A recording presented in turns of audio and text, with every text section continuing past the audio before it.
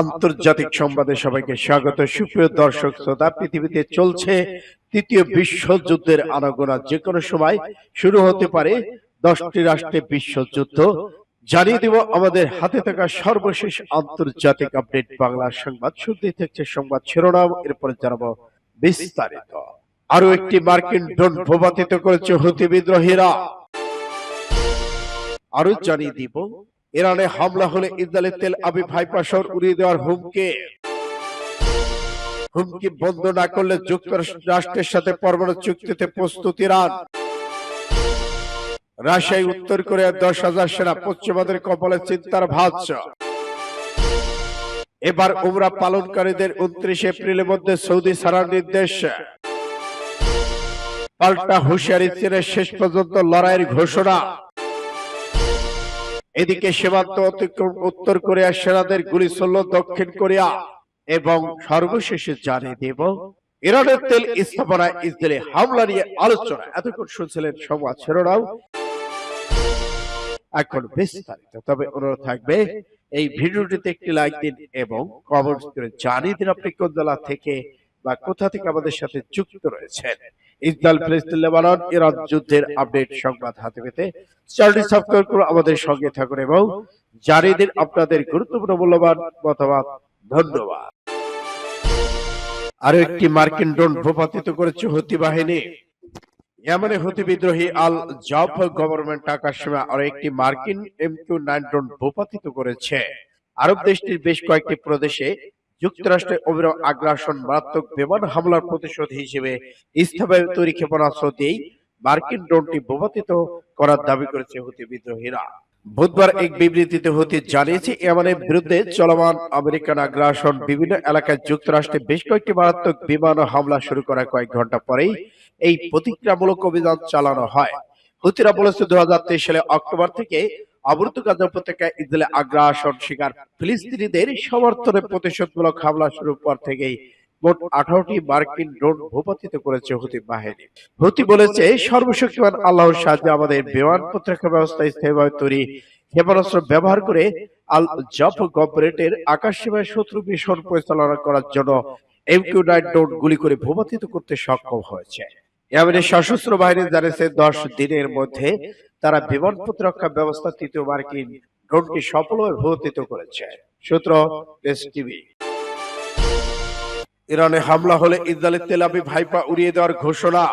ইরানের বিরুদ্ধে যদি ইসরায়েল যে কোনো সামরিক পদক্ষেপ নেয় তাহলে এবার জবাবে ইসরায়েলের তেল আবিব হাইফা শহর উড়িয়ে দেওয়া হবে, এমন হুঁশিয়ারি দিয়েছেন ইরানের প্রেসিডেন্ট। ইরানের জাতীয় সেনা দিবস অনুষ্ঠানে যোগ দিয়েছিলেন ইরানের প্রেসিডেন্ট। তিনি বলেছেন, শত্রুরা বিশেষ করে ইহুদিবাদীরা বুঝতে পেরেছে ইরানের বিরুদ্ধে ছোট কোনো হামলা হলে এর কঠোর জবাব দেওয়া হবে এবং যার প্রভাবে ধ্বংস হয়ে যাবে হাইফা তেল আবিব শহর। সম্প্রতি সময় ইরানের সামরিক পারমাণবিক অবকাঠামো বিজ্ঞানীদের লক্ষ্য করে একাধিক হামলার ঘটনা ঘটেছে। এই হামলার জন্য ইসরায়েলকে দায়ী করে তেহরান।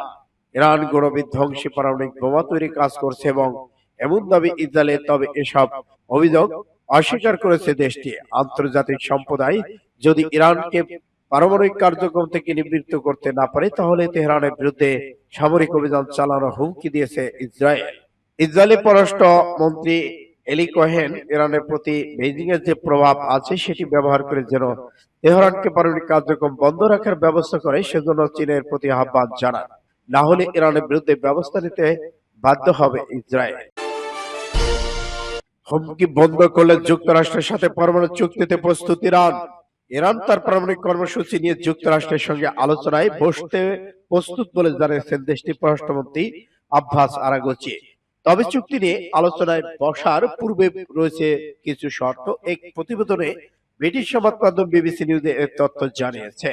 প্রতিবেদনে বলা হয়, আগামী শনিবার যুক্তরাষ্ট্রের সঙ্গে আলোচনায় বসার জন্য প্রস্তুত রয়েছে ইরান বলে জানিয়েছেন আব্বাস আরাগচি। তবে সেক্ষেত্রে শর্ত হচ্ছে মার্কিন প্রেসিডেন্ট ডোনাল্ড ট্রাম্পকে প্রথমে সামরিক হুমকি বন্ধ করতে হবে, এরপরে পারমাণবিক চুক্তি সইয়ের বিষয়ে আলোচনা শুরু হতে পারে। আরাগচি বলেন, আমরা কূটনৈতিক সমাধানে বিশ্বাসী, কিন্তু যুক্তরাষ্ট্র যদি আমাদের বিরুদ্ধে সামরিক হুমকি দিতে থাকে তাহলে আলোচনা অর্থহীন হয়ে পড়বে। 2015 সালে স্বাক্ষরিত joint comprehensive plan of action থেকে যুক্তরাষ্ট্র একতরফাভাবে বেরিয়ে গেলে এই চুক্তি ভেঙে পড়ে। ইরান তখন থেকে ধাপে ধাপে তার পরমাণু কর্মসূচি বাড়িয়েছে। তবে সাম্প্রতিক ইউরোপীয় ইউনিয়ন অন্যান্য শক্তিগুলো মধ্যস্থতা আলোচনা পুনরায় শুরু হতে পারে বলে আশা করা হচ্ছিল। এ প্রসঙ্গে মার্কিন পররাষ্ট্র দপ্তরে এখনো কোনো প্রতিক্রিয়া জানায়নি। তবে বিশেষজ্ঞরা বলেছেন এই শর্ত মেনে নেওয়া যুক্তরাষ্ট্রের পক্ষে কঠিন হতে পারে, কারণ ইরানের বিরুদ্ধে তাদের কঠোর নীতি অব্যাহত রয়েছে। রাশিয়া উত্তর কোরিয়ার 10,000 সেনা পশ্চিমাদের কপালে চিন্তার ভাঁজ। রাশিয়ায় আনুমানিক 10,000 সেনা পাঠিয়েছে উত্তর কোরিয়া। এসব সেনাকে প্রশিক্ষণ দিয়ে আগামী কয়েক সপ্তাহের মধ্যে ইউক্রেন এর বিরুদ্ধে যুদ্ধে পাঠানো হবে। মার্কিন প্রতিরক্ষা দপ্তর পেন্টাগন এ দাবি করেছে মঙ্গলবার। কাতার ভিত্তিক সংবাদমাধ্যম আল জাজিরা অনলাইন প্রতিবেদনে তথ্য জানানো হয়েছে। পেন্টাগনের মুখপাত্র সাবরিনা সিং সোমবার বলেছেন, রাশিয়ার উত্তর অঞ্চলে প্রশিক্ষণের জন্য উত্তর কোরিয়ার অন্তত 10,000 সেনা মোতায়েন করা হয়। এর মধ্যে আনুমানিক 3,000 সেনাকে ইউক্রেনের সীমান্তের কাছে পাঠানো হয়েছে। সাবরিনা আরো বলেছেন, ইতিমধ্যে সেনাদের একটি অংশ ইউক্রেনের কাছাকাছি। আমরা উদ্বিগ্ন যে এসব সেনাকে রাশিয়া ইউক্রেনের বিরুদ্ধে যুদ্ধে ব্যবহার করবে। এ নিয়ে দক্ষিণ কোরিয়ার প্রেসিডেন্ট ইউন সুক ইয়েল বলেছেন, উত্তর কোরিয়ার সেনা মোতায়েন আমার দেশের জাতীয় নিরাপত্তা আন্তর্জাতিক সম্প্রদায় উভয়কে হুমকির মুখে ফেলেছে। মঙ্গলবার তিনি রাশিয়া উত্তর কোরিয়া সামরিক সহযোগিতাকে অবৈধ হিসেবে উল্লেখ করেছেন। সোমবার ন্যাটোর মহাসচিব মার্ক রুট বলেছেন, উত্তর কোরিয়া সেনা মোতায়েনে ইউক্রেনের সংঘাত একটি উল্লেখযোগ্য উত্তেজনা বৃদ্ধি এবং রাশিয়া যুদ্ধের একটি বিপজ্জনক সম্প্রসারণ। তবে রাশিয়া সেনা পাঠানো নিয়ে এই পর্যন্ত কোনো মন্তব্য করেনি উত্তর কোরিয়া পররাষ্ট্র মন্ত্রণালয়।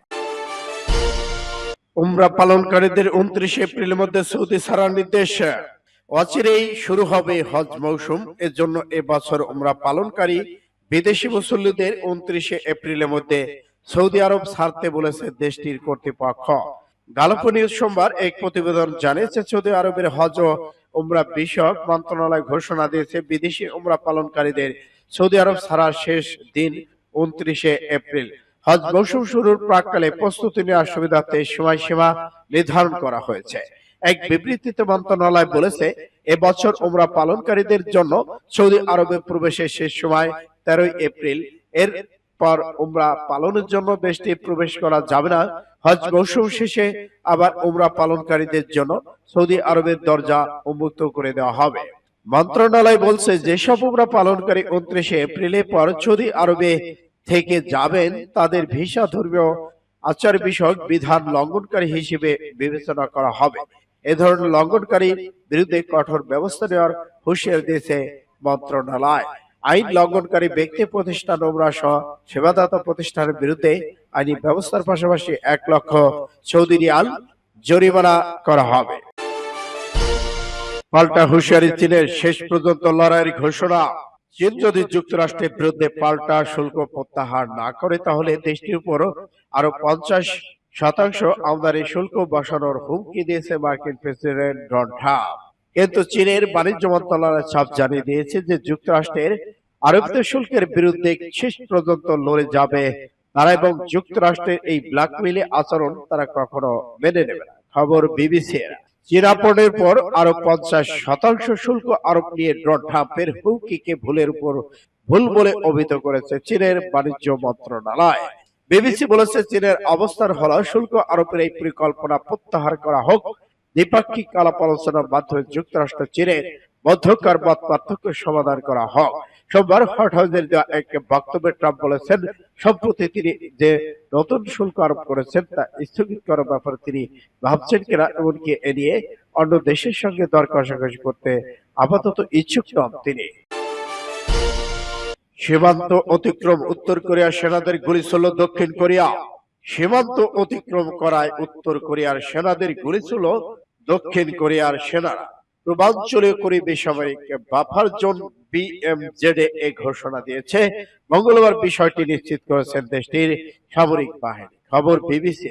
সিউলের ভাষ্যমতে কমপক্ষে 10 জন উত্তর কোরীয় সেনা সামরিক সীমান্ত রেখা পেরিয়ে দক্ষিণ কোরিয়া ঢুকে পড়েছে, তাই সতর্কবার্তা হিসেবে গুলি ছুড়ে সেনারা। এতে কেউ হতাহত হয়নি। ধারণা করা হচ্ছে ভুলবশত ঘটনা ঘটে। ইরানের তেল স্থাপনা ইসরায়েলে হামলা নিয়ে আলোচনা চলছে। বাইডেন। যুক্তরাষ্ট্রের প্রেসিডেন্ট ডোনাল্ড ট্রাম্প বলেছেন, ইরানের তেল স্থাপনা সম্ভাব্য ইসরায়েলে হামলা বিষয়ে তিনি আলোচনা করেছেন। গতকাল তার এই মন্তব্যের পর বিশ্ব বাজারে তেলের দাম বাড়তে শুরু করেছে। মার্কিন প্রেসিডেন্ট নির্বাচনের এক মাস আগে এই ঘোষণা হয়েছিল, এরপর আবার উত্তপ্ত করে তুলেছে। তবে বাইডেন জানিয়েছেন বৃহস্পতিবার ইসরায়েলের পক্ষ থেকে কোনো পাল্টা সম্ভাবনা তিনি দেখছেন না। ফরাসি বার্তা সংস্থা এপি খবর জানিয়েছে। হোয়াইট হাউসের সাংবাদিকদের প্রশ্নের জবাবে বলেন, আমরা এই নিয়ে আলোচনা করছি, আমার মনে হয় এটি হতে পারে। যাই হোক, বাইডেনের এই মন্তব্যের পরপরই তেলের দাম 5% বৃদ্ধি পায়, যা মধ্যপ্রাচ্যের পরিস্থিতি নিয়ে উদ্বেগকে আরো বাড়িয়ে তুলেছে। তেলের দাম এই উৎফলন বাইডেন ভাইস প্রেসিডেন্ট কমলা হ্যারিসের জন্য সমস্যার কারণ হয়ে দাঁড়াতে পারে। আগামী মার্কিন প্রেসিডেন্ট নির্বাচন ডেমোক্রেট প্রার্থী সময় এই ঘোষণা এলো। ইসরায়েলের পক্ষ থেকে তিনি কোনো তাৎক্ষণিক পদক্ষেপ আশা করছে না। যদি চলমান সংঘাতে ইসরায়েলের প্রধানমন্ত্রী বেনিয়ামিন নেতানিয়াহু মার্কিন প্রেসিডেন্টকে সতর্ক বার্তায় তেমন কোনো কর্ণপাত করছেন না। তিনি লেবানন, ইরান সমর্থিত হিজবুল্লাহ মিলিশিয়াদের বিরুদ্ধে হামলা চালাচ্ছেন। ইরানের উপর পাল্টা হামলার বিষয়ে সাংবাদিকদের প্রশ্নের জবাবে তিনি একথা বলেছেন।